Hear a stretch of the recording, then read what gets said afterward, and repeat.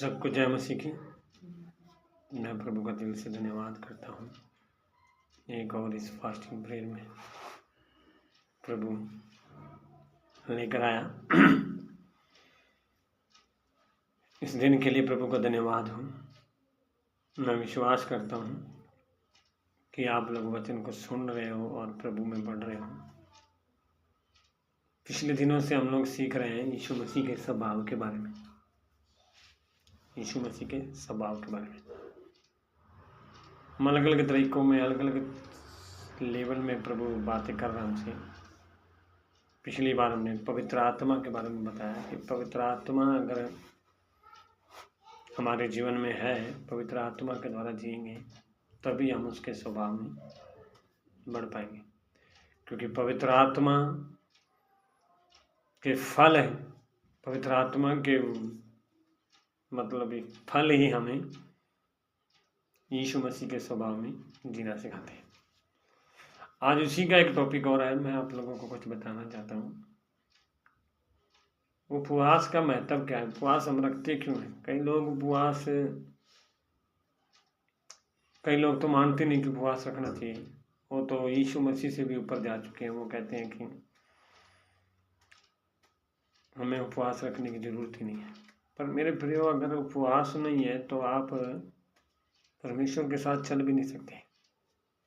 Hallelujah. उपवास का मतलब है ऊपरले स्थान में बैठना, परमेश्वर के साथ है उसकी महिमा करना।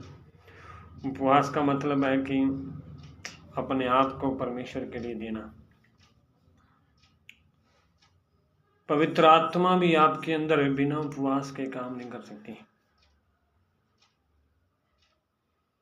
ये बात शब्द शायद आप लोगों को ना भी समझ में आए, पर मैं एक बात कहना हूँ, क्योंकि हम जो शरीर में जीते हैं ना, जो शरीर हमारा है, वो शरीर के काम इतने बुरे हैं, इतने मतलब लालसाएं इतनी बुरी हैं कि वो हमें पवित्र आत्मा की आवाज़ सुनने नहीं देता। क्योंकि कई बार बाइबल में यीशु मसीह ने खुद कहा कि ये चीज़ें बिना प्रार्थनाएं और बिना उपवास के नहीं जा सकती। क्योंकि कुछ लालसाएं हमारे जीवन में ऐसी दबक के बैठी हुई हैं जिनसे छुटकारा पाना बिना उपवास के असंभव है। अगर उनका कुछ उदाहरण दें तो कुछ दुष्ट आत्माएं, कुछ गंदे विचार, कुछ जादू टोने, कुछ मतलब व्यभिचार की बातें, जब ये शरीर में हमारे अंदर काम करते हैं ना, तो इनसे छुटकारा पाना बिना उपवास, बिना प्रार्थना की मुश्किल है। और आजकल मसीह लोगों को ज़्यादातर यही चीज़ें, शरीर की लालसाएं आज कई मसीह लोगों को वचन में चलने नहीं देने पा रही हैं। मतलब पवित्र आत्मा के कार्य कर नहीं पा रहे हैं। जो वचन को सुनते हैं वो बड़े उत्साहित होते हैं कि वचन हमारे जीवन में कार्य किया, आज से हम लोग ये दोबारा काम नहीं करेंगे। पर शैतान बड़ा चालाक है मेरे प्रियो। बाइबल बताती है कि शैतान हमेशा इस ताक में रहता है कि किसको फाड़ खाए। वो बड़ा चालाक है। हमने वचन तो सुन लिया कि परमेश्वर ने ऑलरेडी आशीष दे दी है, फिर भी हम उस आशीष को पा नहीं पा रहे हैं, क्योंकि वो लालसाएं ना जो हमारे अंदर बैठी हुई है, जो शैतान बार बार हमारे अंदर वही बातों को लेकर आता है, वही बातों को लेकर आता है। सबसे बड़ी कमजोरी क्या होती है हमारी, कि हम लोग ना क्या करते हैं कि परमेश्वर ने आशीष दी है, हम लोग सब बातों को सुन लेते हैं, पर जो वचन में कहा गया ना वो नहीं हम सुन पाते कि परमेश्वर हमसे बात क्या कर रहा है और कहना क्या चाह रहा है। और ये कसूर हमारा नहीं है, मतलब ये कुछ मनुष्य की गलती नहीं है। कुछ पाप हमारे अंदर ऐसे जड़ बना के बैठे हुए हैं जिनसे छुटकारा पाना आज मनुष्य को बड़ा मुश्किल हो रहा है। घर से लड़ाई करके, घर से परेशान होके, बीमारियों की वजह से चाहे लोग खाना छोड़ भी दें, और जिस दिन उपवास रखने की बात आ जाए ना, उस दिन लोग खाना छोड़ने के लिए तैयार कहते हैं कि मेरे को भूख लगती है, मेरे को बड़ा परेशान मत हो।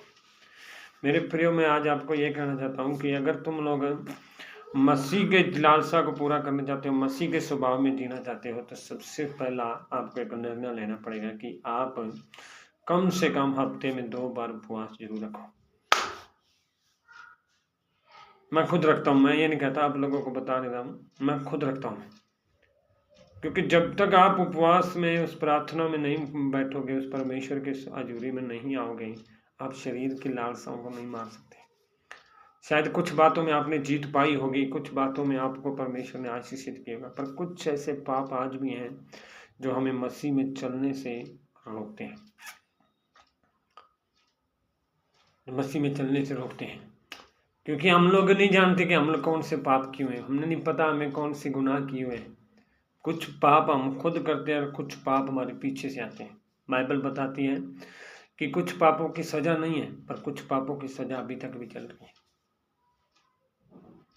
मेरे प्रियो, मैं आपको ये कहना चाहता हूँ कि बाइबल के वचन के अनुसार हम लोगों को अगर पवित्र आत्मा में चलना है, प्रभु यीशु के स्वभाव में बढ़ना है, तो हमारे लिए उपवास रखना बहुत जरूरी है।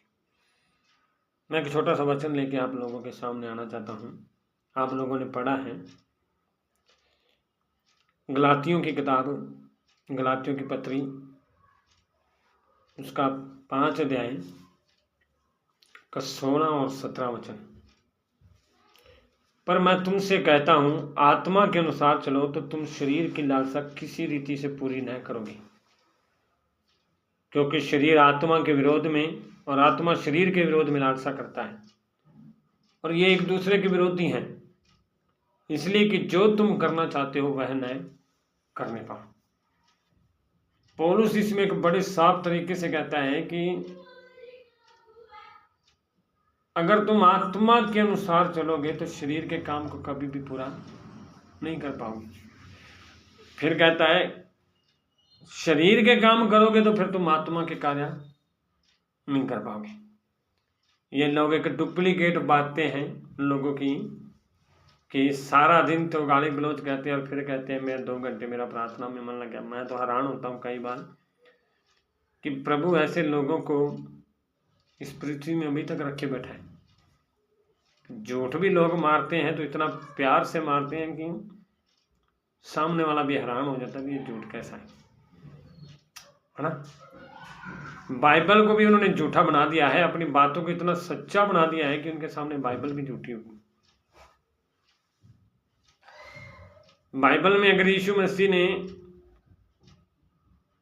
सोचा होता ना कि मतलब भी यीशु मसीह का विचार होता कि चलो कोई बात नहीं, उधर से शरीर के काम कर लो, उधर से आत्मा के काम कर लो, तो इसको नहीं मैं तुम लोगों को स्वर्ग में ले जाऊं, फिर तो बड़ी बात थी। मैं एक सवाल पूछता हूँ, यीशु मसीह ने खुद बताया है कि तुम्हारे सामने 2 रास्ते हैं, एक सकरा मार्ग है, एक चौड़ा मार्ग है, चलना किस में वो आपके ऊपर डिपेंड है। और आप लोग कितने अच्छे लोग हो कि कहते हो कि मसीह लोग आज इतने अच्छे सियाने लोग हो गए हैं, बुद्धिमान लोग हो गए हैं कि कहते हैं कि शरीर के काम भी करेंगे और आत्मा के काम भी करेंगे तो हम प्रभु के पास चले जाएंगे। पर यहाँ पर पौलुस क्या कहता है कि अगर आत्मा के अनुसार चलोगे तो तुम शरीर की लालसा किसी रीति से पूरी ना कर पाओगे। शरीर की लालसाएं क्या है? हमारे शरीर के अंदर कई विचार होते हैं, कई बातें होती हैं, कई बार हम लोग ना, कितने भी आत्मिक लोग होते हैं, ये शरीर की बातें ना हमें परमेश्वर से दूर कर देती हैं। कई मसीहों के बारे में मैं आपको गवाही बता सकता हूँ, कई लोगों के बारे में गवाही बता सकता हूँ। इतने लोग प्रभु के वचन में चलने वाले, इतनी प्रार्थना करने वाले लोग, उन्हें भी नहीं पता हम लोग किस प्रकार मसीह में गिर गए। उन्होंने ऐसी चोटें खाई हैं कि आज वो मसीह से दूर हो चुके हैं। ये 2 तरफा जीवन जीने वाले लोग। पौलुस कहता है कि शरीर आत्मा का विरोध करती है और आत्मा शरीर का विरोध करती है। मैं तुम्हें एक क्लियर चीज बताने के लिए कहना चाहता हूं, प्रभु यीशु मसीह इस दुनिया में हमें भेजा है, दुनिया में वो खुद भी आया है। परमेश्वर का क्या निर्णय था इस दुनिया में भेजने का, मैं आपको एक छोटी बात को लेकर जाना चाहता हूं। मेरे प्रियो, प्रभु यीशु मसीह जब इस पृथ्वी पर आया, उसका आने का कारण क्या था? इस दुनिया में ना दो प्रकार की शक्तियां काम करती हैं, एक परमेश्वर की और एक शैतान की। परमेश्वर यहां पर काम करता है, लोगों को अधिकार देता है, पर शैतान अपना अधिकार यहां पर चलाता है। डिफरेंट है इस दोनों में, अधिकार देना और अधिकार चलाना।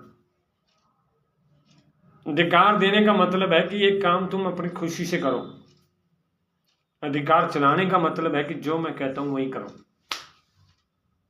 समझे ना? अधिकार देने का मतलब है कि जो तुम्हारी खुशी है वो करो, मैंने तुम्हें अधिकार दिया हुआ है। अधिकार चलाने का मतलब है जो मैं तुमसे कह रहा हूं वही करना है ना। शैतान का टारगेट क्या है? हमारे ऊपर अधिकार चलाना, कि जो मैं कहता हूं वही करना। परमेश्वर का अधिकार क्या है? कि जो मैंने आप लोगों को रास्ता दिखा दिया है, अब आपको चलना ना चलना वो आपके ऊपर डिपेंड है। हम शरीर की लालसाओं को कैसे पूरा करते हैं मेरे प्रियो? हम लोग कई बातों में जिद लगा के बैठ देते हैं कि जब तक मेरा ये काम पूरा नहीं होगा तब तक मैं आगे नहीं बढ़ूंगा।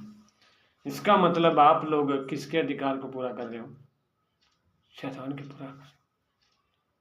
बाइबल में अगर आप पुराना नियम पढ़ोगे तो पुराने नियम में यीशु मसीह ने, परमेश्वर ने खुद कहा है कि मैं तुम्हें 40 साल जंगल में इसलिए लिए फिरा कि तुम समझ सको कि मनुष्य केवल रोटी से नहीं परंतु परमेश्वर के वचन से जीवित रहता है।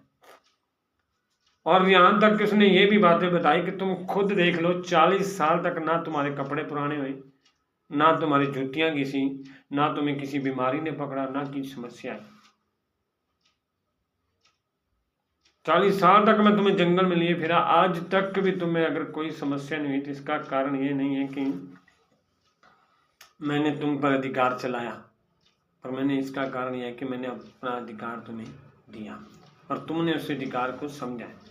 और 40 साल तक अगर तुम लोग दुखी हो तो परेशान हो तो सिर्फ इसी वजह से परेशान हो क्योंकि तुमने अपनी लालसाओं को पूरा करना चाहा। उपवास मैं क्यों कहना चाहता हूं? उपवास परमेश्वर का रखने का मतलब क्या होता है कि जब हम उपवास रखते हैं ना, उपवास रखते हैं तभी हम परमेश्वर की लालसा को पूरा कर पाते हैं। उपवास सिर्फ एक रोटी छोड़ना नहीं है, उपवास है परमेश्वर के संग संगति करना है, परमेश्वर के लेवल की बातें को सोचना है। जब हम उपवास रखते हैं, उसकी संगति में बने रहते हैं तो उसके स्वभाव को हम जीना सीखते हैं।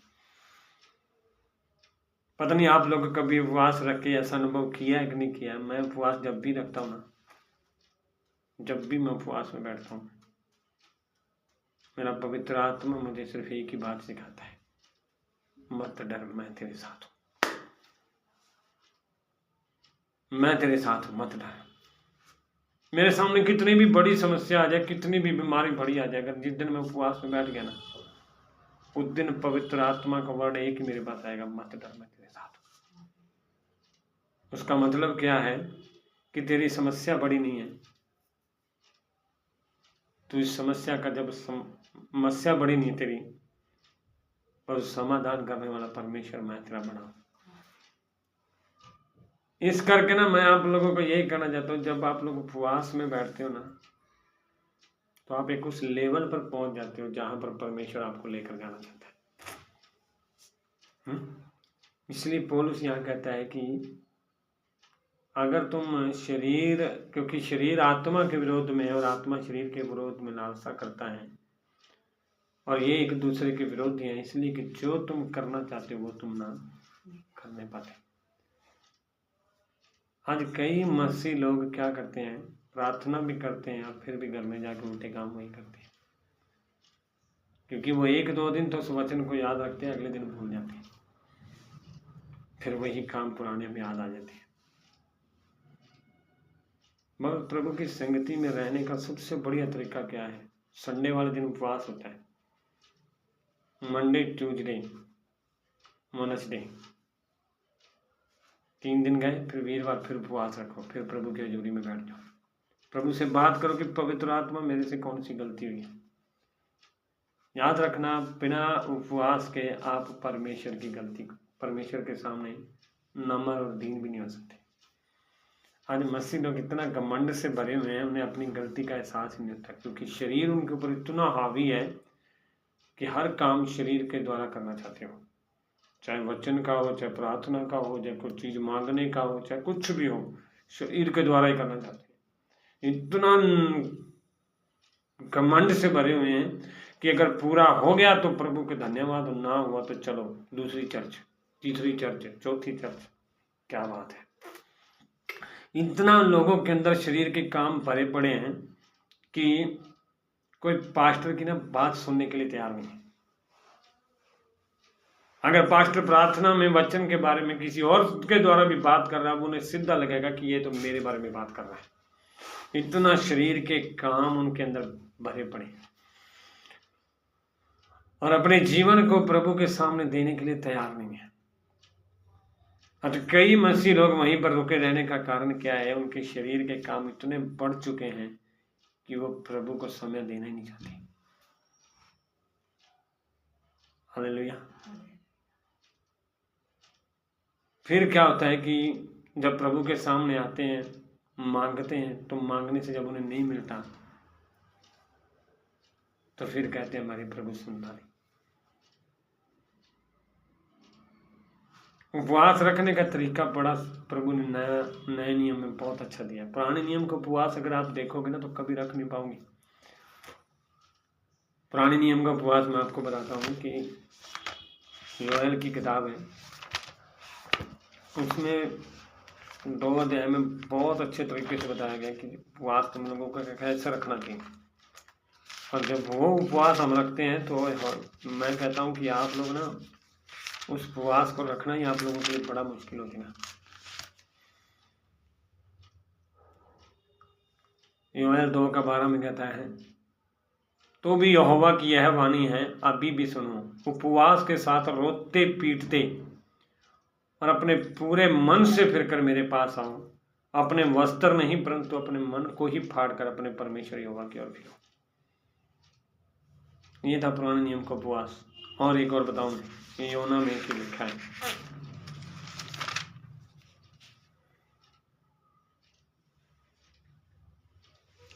तो 6 में लिखा है, 3:6, योना का 3:6। तब यह समाचार नीनवे के राजा के कान में पहुंचा और उसने सिंहासन पर से उठे, अपने राजकीय वस्त्र उतारकर टाट ओढ़ लिया और राख पर बैठ गया। राजा ने प्रधानों से सम्मति लेकर नीनवे को इस आज्ञा का ढिंढोरा पिटाया, क्या मनुष्य, क्या गाय बैल, क्या भेड़ बकरी, क्या अन्य पशु, कोई कुछ भी न खाए और न पिए, वह न खाएं और न पानी पिए।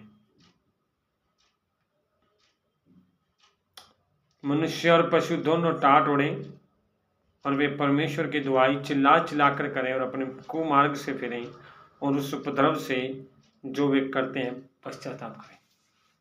पुराने नियम का उपवास ऐसा था कि कपड़े फाड़ना, टाट ओढ़ना और राख पर बैठना, अपने आप को इतना तोड़ देना कि प्रभु तो जो भी चाहे मेरे लिए कर खाओ।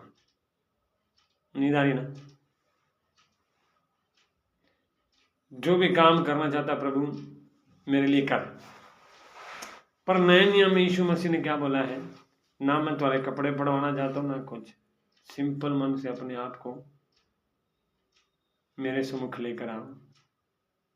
लोगों को नहीं पता चलना चाहिए कि तुम लोग उपवास में हो। अपने सिर पर तेल मलो, नहा धो के मेरे सामने बैठो, फिर तुम्हारा जो पिता गुप्त में देखता है तुम्हारी प्रार्थना को सुनेगा। यह नए नियम का उपवास। मतलब क्या है? प्रभु यीशु मसीह क्या कहना चाहता है? पुरानी बातों को छोड़ो और नई बातों को अपने अंदर ले लो। नई बातों को लेना मतलब भी पवित्र आत्मा के द्वारा उसके स्वभाव में जीना। एक सिंपल उदाहरण दूं मैं। प्रभु यीशु ने क्या कहा है? यदि तुम्हारे अपराध, परमेश्वर यहोवा ने कहा है यशायाह की किताब में, तुम्हारे अपराध चाहे नीले रंग के हो, बैंगनी रंग के हो। मैं आपको पढ़ के सुना,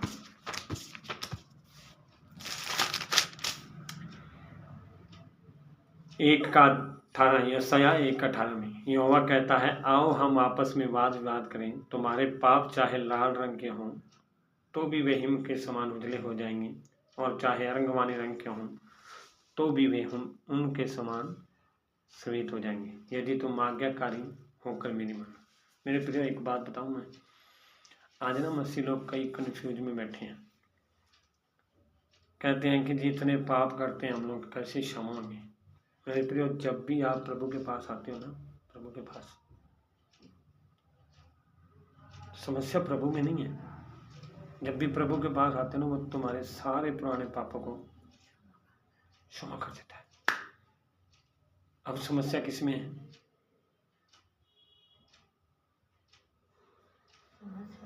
अब समस्या किस में है? प्रभु के पास आए, आप लोगों ने प्रभु को बोला कि प्रभु मेरे पापों को माफ कर दे, और प्रभु ने माफ।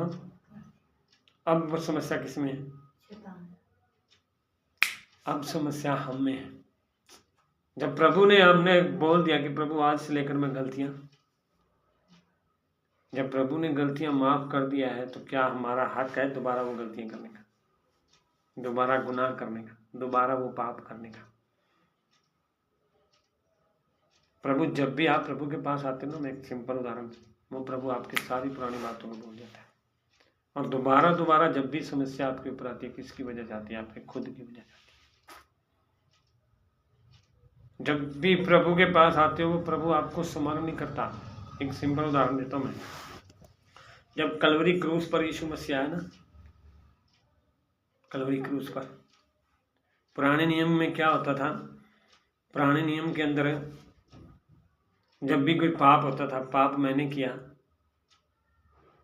पाप किसी ने किया, वो याजक के पास आता था, याजक उस पाप को लेकर परमेश्वर के पास जाता था, और जैसे ही परमेश्वर उसके पास जाता था, अगर याजक पवित्र है तो परमेश्वर उसको, वो बंदा ठीक ठाक जाता और ठीक ठाक वापस आता। अगर याजक पवित्र नहीं है तो मर जाता और उसको रस्से से पीछे खींचा जाता। उसमें कोई गारंटी नहीं थी कि आपके पाप क्षमा हुए या नहीं हुए। उसमें क्या होता था? पुराने नियम में हर एक साल बाद एक नई बलि देनी पड़ती थी आपके पापों की क्षमा के लिए। पर जिस दिन यीशु मसीह आया ना, उस दिन क्रूस पर अपना बलिदान दे दिया। वहीं पर उसने क्या बोल दिया? सब कुछ पूरा हुआ। पूरा होने का मतलब क्या है कि उसने, जब भी आप प्रभु यीशु के सामने आते हो, वो कहता है तेरा सब कुछ पूरा हो गया, मैंने तेरे सब पापों को क्या कर दिया? माफ कर दिया। अब दोबारा जब तुम पाप करते हो, शरीर की लालसाओं के अनुसार जीवन जीते हो, तो इसलिए नहीं जीते कि प्रभु ने तुम्हारे पाप नहीं माफ किए, इसलिए जीते हो क्योंकि तुम्हें शरीर की लालसा के अनुसार जीने का दोबारा दोबारा मन करता है। एक सिंपल उदाहरण सोचो यार, आज आप कई मसीह लोग प्रभु पर दोष लगाते हैं कि प्रभु मेरे जीवन में ये नहीं कर रहा, प्रभु मेरे जीवन में ये नहीं कर रहा। यार, एक बंदा 10 साल पुराना पाप में फंसा हुआ है, अगर प्रभु एक ही दिन में उसको क्षमा कर रहा है, तो सोचो आपके लिए कितनी बड़ी सौभाग्य की बात है। आज कई दुनिया के अंदर ना, चाहे माँ बाप हो, चाहे सगा भाई बहन हो, किसी की एक गलती देख के ना उससे बात भी नहीं करना चाहता। आज किसी के गुनाह को देखकर ना कोई बात नहीं करना चाहता। पर सोचो प्रभु यीशु का कितना अनोखा प्यार है कि आपके इतने गुनाहों को वो 1 मिनट में माफ कर देता है।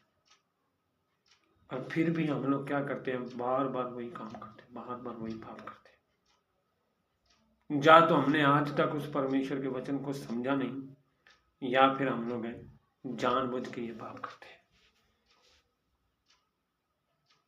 है ना।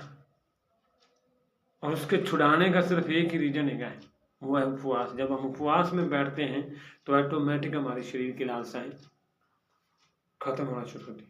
एक दिन में नहीं होती। आप ये मत सोचना कि मैं एक उपवास रखूंगा तो एक दिन में मैं खत्म होगा, नहीं मेरे प्रियो। इतने साल पुराने पाप किया आपका एक दिन में नहीं खत्म होगा। आप जब परमेश्वर के लिए निर्णय लेना शुरू कर दोगे, हर हफ्ते प्रभु की उपस्थिति में बैठना शुरू कर दोगे, प्रभु आपके पापों को क्षमा करना शुरू कर देगा। प्रभु आपको नया बनाना शुरू कर देगा। आपको लगता होगा कि मैं शायद कभी सेट नहीं हो सकता, पर मैं कहता हूँ अगर प्रभु के पास आ गया ना तो कभी आपको बिगाड़ भी नहीं सकता। जब प्रभु के पास आप आते हो ना तो प्रभु आपको ऐसा बना देता है। मैं आप कई बार ये बात बोल चुका हूँ कि शैतान आपको एकदम से उठाएगा और ऐसा गिराएगा आप कभी उठ नहीं सकते।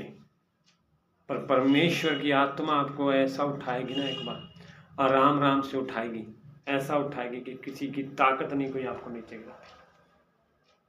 जब आप खड़े होने के लिए तैयार हो ना प्रभु के लिए, तो पवित्र आत्मा आपको ऊपर भी उठाने के लिए तैयार है। बस उसके लिए क्या चाहिए आपको? उसके लिए आपको अपने शरीर की लालसाओं को त्यागना है। और शरीर की लालसा करता कौन है पता है? सीधा बताऊं मैं तो, शायद आपको समझ में आए तो, यूहन्ना रचित सुसमाचार 8 अध्याय में बहुत अच्छे तरीके से प्रभु यीशु मसीह ने डायरेक्ट बताया हमको, जो लोग इस बातों को नहीं समझते थे। यीशु मसीह ने यूहन्ना रचित 8 अध्याय का 43 से लेकर बात करता है, तुम मेरी बात क्यों नहीं समझते? इसलिए कि तुम मेरा वचन सुन नहीं सकते। क्यों नहीं सुन सकते? क्योंकि तुम अपने पिता शैतान से हो और अपने पिता की लालसाओं को पूरा करना चाहते हो। वह तो आरंभ से हत्यारा और सत्या पर स्थिर नहीं रहता। कहता है कि तुम लोग मेरे वचन को इसलिए नहीं समझ पा रहे, तुम लोग अपने मतलब ये अपने शरीर की लालसाओं को इसलिए नहीं खत्म कर रहे हो पा रहे हो क्योंकि तुम किससे हो? अपने पिता शैतान से हो। क्योंकि शैतान कभी भी नहीं चाहता कि वो पिता की लालसा, पिता के कामों को पूरा करे। शैतान हमेशा यही चाहता है। मैं कहता हूँ अधिकार वो इसलिए हम पर चलाता है, इसलिए उसका अधिकार हम पर है क्योंकि हम लोग उसको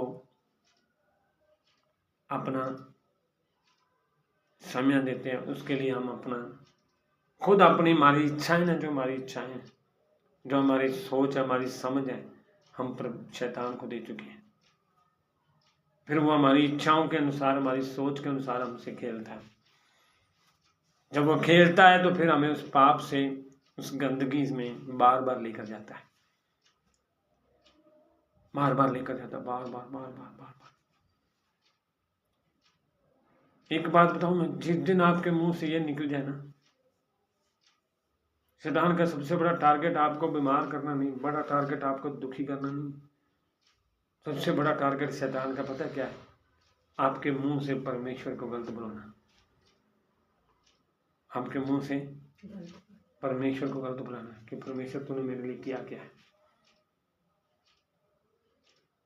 वो सिर्फ हर दिन एक ही बात को आपके माइंड में बैठाएगा, हर दिन एक बात को बैठाएगा, कभी किसी के द्वारा, कभी किसी के द्वारा, कभी किसी के द्वारा, कि कभी ना कितनी प्रार्थना तो करता है, कितनी वचन पढ़ता है, वो उसके लिए मायने नहीं रखता। वो सिर्फ एक ही बात चाहता है कि आप अपने मुख से उसकी निंदा करो।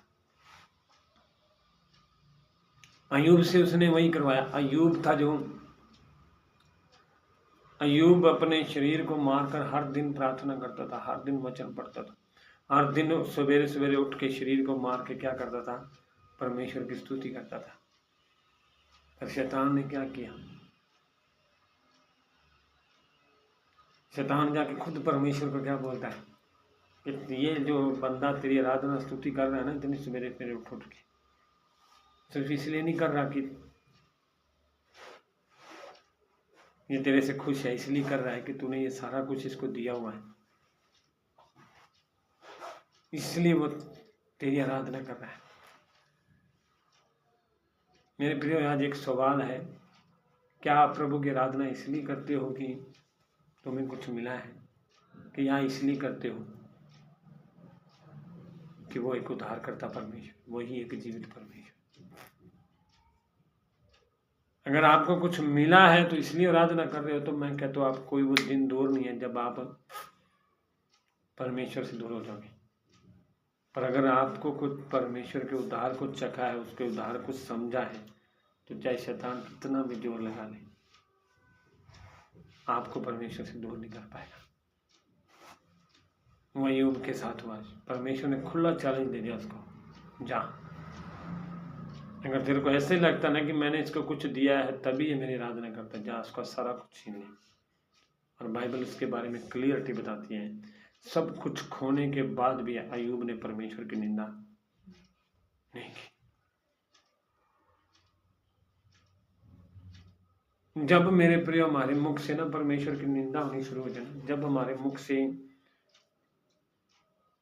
मतलब भी प्रार्थना की निंदा होनी शुरू हो जाए, जब हमारे मुख से चमत्कारों की निंदा होनी शुरू हो जाए, तो समझ लेना हम परमेश्वर से बहुत दूर हैं। जब हमारे अंदर डाउट आना शुरू हो जाए ना कि परमेश्वर मेरे लिए क्यों नहीं कुछ कर रहा, जब हमारे अंदर सवाल खड़े होने शुरू हो जाए ना कि प्रार्थना करने से क्या फायदा है, जब हमारे अंदर एक क्वेश्चन आने शुरू हो जाए ना कि वचन पढ़ने से क्या फायदा है, तो समझ लेना आप चर्च में नहीं हो, शैतान के हाथ में। आज कई मसीह लोग चर्च में बैठे और काम किसके कर रहे हैं? शैतान के कर रहे हैं। क्यों कर रहे हैं? क्योंकि उन्हें लगता है मेरे तरीके से काम नहीं हो रहा, मेरी समझ के तो अनुसार काम नहीं हो रहा, इसलिए पौलुस उनको क्या कहता है? आत्मा के अनुसार चलो कि तुम शरीर की लालसा पूरी ना करो। आत्मा के अनुसार चलने का मतलब क्या? ये नहीं है कि मतलब ही हम दुनियावी कामों में ना करें। आत्मा के अनुसार चलने का मतलब है कि जब भी हमारे मुख से बात निकले तो परमेश्वर की महिमा के लिए निकले, परमेश्वर का धन्यवाद मुख से निकले। हम शरीर के कामों में इतना व्यस्त ना हो, इतना बिजी ना हो कि हमारे मुख से परमेश्वर की निंदा होनी शुरू हो जाए। दाऊद एक बहुत अच्छी बात कहता है कि प्रभु मेरे को इतना भी कम ना देना कि मेरे को किसी से मांगना पड़े, और इतना भी ज्यादा ना देना कि मैं तुझे भूल जाऊं। है ना? इसका मतलब क्या है कि वो कह रहा है कि प्रभु मेरे को ऐसा मत बना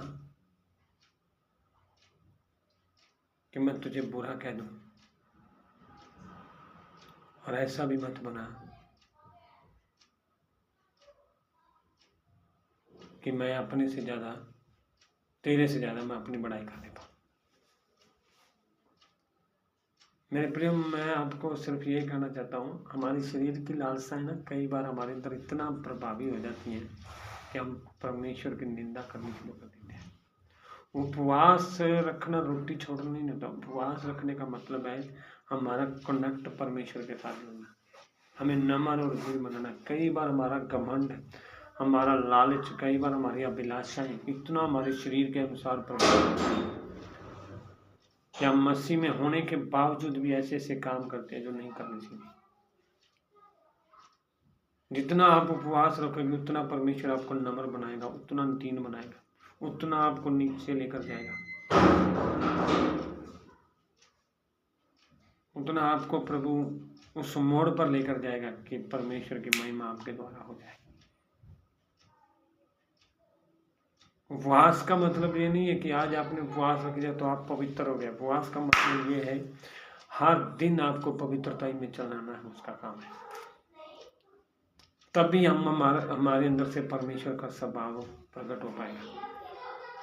हमें लगता है कि हम संडे की आराधना में एक दिन प्रार्थना करने से हमारा स्वभाव मसीह के जैसा होगा। वो आपके अंदर एक झूठ बैठा हुआ है। मसीह के स्वभाव में जीने के लिए ना हर दिन उसके जैसा बनना पड़ता है, हर दिन। एक सिंपल उदाहरण दूं तो बाइबल में एक बात लिखी है, हमें इतना नहीं पता प्रार्थना कैसे करनी चाहिए। हमें ये भी नहीं पता प्रार्थना कैसे करनी। अगर आज पुराने मसीह को ये बात कहे जाए कि तेरे को प्रार्थना नहीं करनी आती तो उसको बुरा लगेगा। क्यों लगेगा? क्योंकि कहेगा कि 10 साल हो गए कि आज तक मेरे को प्रार्थना नहीं करनी आती। पर बाइबल खुद कहती है कि हम नहीं जानते प्रार्थना किस रीति से करना है। अगर अभी तक हम ये नहीं जानते प्रार्थना किस रीति से करना है तो हम 10 साल जो मसीह में बैठे हैं हम तो ऐसे बैठे हैं। इसका मतलब ये नहीं है कि हमें प्रार्थना करनी नहीं आती। पर पौलुस कहना क्या चाहता है, हमें हर दिन सीखना है प्रार्थना कैसे करनी, हर दिन। ये नहीं है कि आज मैंने 2 घंटे प्रार्थना कर ली और कल नहीं करूंगा तो सब कुछ ठीक हो जाएगा। नहीं मेरे प्रियो, आप शांत हो सकते हो, शैतान कभी शांत नहीं हुआ। आप चुप बैठ सकते हो, शैतान कभी चुप नहीं बैठता। आप प्रार्थना करनी छोड़ सकते हो, शैतान कभी आपका पीछा नहीं छोड़ता। आप बाइबल पढ़ना छोड़ सकते हो पर शैतान कभी भी आपका पीछा नहीं छोड़ता। वो हर दिन एक मौका देखता है आपको गिराने का, आपको गिराने का, कि किसी ना किसी बहाने आप नीचे जाओ आप उसकी परमेश्वर की निंदा कर पाओ। और आज एक शारीरिक लालसाओं के अनुसार मनुष्य का स्वभाव यही है कि जब जब वो ऊंचे लेवल में बैठा तो उसे लगता है कि मेरे साथ प्रभु है, जैसे जैसे नीचे जाता तो उसे लगता है कि मेरा प्रभु मुझे छोड़ करके चला गया। और आज कई मसीह लोग ऐसा भी करते हैं। इसलिए मैं आज आपको यही कहना चाहता हूँ कि उसकी लालसाओं को, शरीर की लालसाओं को मारने के लिए हम खुद मारते हैं कुछ चीज़ों को, पर ज़्यादातर चीज़ों को मारने के लिए हमें उपवास की जरूरत है। अगर आप उपवास में बैठने के लिए तैयार हो तो पवित्र आत्मा आपको और भी बढ़ाने के लिए। मसीह यीशु के स्वभाव में जीने के लिए हमें जितना हमें बाइबल की जरूरत है, जितना हमें प्रार्थना की जरूरत है, उतना हमें उपवास की जरूरत है। जितना हम उपवास रखते हैं तभी हमें पता चलता है हम परमेश्वर में कितना मजबूत है।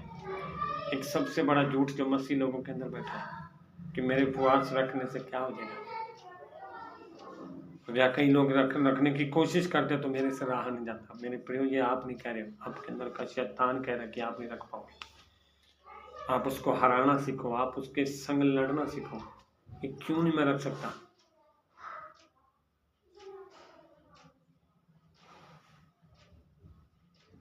एक पिता की बात बेटा ना माने ना तो पिता को कितना बुरा लगता है, और पिता के विरोध करने के लिए ना दूसरे लोग आके विरोध करते हैं। उसी तरह ना जब हम परमेश्वर के कार्य को करने के लिए आगे बढ़ते हैं ना तो शैतान हमारा विरोध करता है कि तू ये काम नहीं कर सकता। हमें पता परमेश्वर ने हमें आशीष दे दिया, हम आशीष में हैं, पर शैतान आके विरोध करता है कि तू आशीष में नहीं जी सकता। इसलिए मैं कहता हूँ उपवास रखोगे ना तो आप शरीर की लालसाओं को मार पाओगे, शरीर की लालसाओं में जय पा पाओगे, शरीर की लालसाओं से छुटकारा पा पाओगे। जिस दिन आप उपवास में बैठोगे परमेश्वर की एक संगति में हो जाओगे। हर दिन उपवास आपका जीवन को बदलता जाएगा। हर हफ्ते में अगर हफ्ते में 3 रख रहे हो तो बहुत बढ़िया, अगर 2 रख रहे तो भी बढ़िया, क्योंकि उपवास आपकी लाइफ को बदलने वाला उपवास होता है। क्योंकि यीशु मसीह ने जब सेवकाई शुरू की तो सबसे पहले उसने उपवास के साथ शुरू किया, क्योंकि उसे पता था कि जिस दुनिया में मैं जा रहा हूँ वहाँ पर लोग शरीर को महत्व देते हैं। मेरा शरीर मरेगा तभी मैं परमेश्वर के काम कर पाऊँ। अगर आज हमारा शरीर जिंदा है तो हम कभी भी परमेश्वर के कामों को नहीं कर पाएंगे। शरीर को मारने का सबसे बढ़िया और आसान तरीका है उपवास। जब आप उपवास में बैठ जाओगे तो शरीर के काम ऑटोमेटिक आपके अंदर से खत्म होते जाएंगे। सबसे पहले एक बड़ी बात उदाहरण में एक छोटा सा जाके खत्म करूँगा। उपवास जिस दिन रखते हो सोच लो आप एक रोटी के बिना नहीं रह सकते। सोच आपके शरीर के अंदर है और रोटी का कितना अटैचमेंट है, रोटी का खाने पीने का कितना अटैचमेंट है। जिस दिन आप उससे छोड़ना शुरू करते हैं ना तो ऑटोमेटिक आपका शरीर आपसे दूर हटना शुरू करता है। आज मनुष्य को ना घर में 1 मिनट भी रोटी लेट हो जाए तो घर में झगड़े मचा देता है। सोच लो आपका कितना अटैचमेंट है उसके साथ। और जब पवित्र आत्मा के साथ आपका अटैचमेंट हो जाएगा ना तो ये रोटी से भी खेड़ा छोड़ देगा। मैं ये नहीं कहता रोटी खाना बंद कर दो, पर मैं ये कहता हूँ कि प्रभु की हजूरी में चलना शुरू करो। जब आत्मा के अनुसार चलोगे तो शरीर के लालसाएं कभी भी किसी रीति से पूरा नहीं कर पाओ। परमेश्वर इस वचन के द्वारा आप लोगों को आशीष सबको जय मसीह।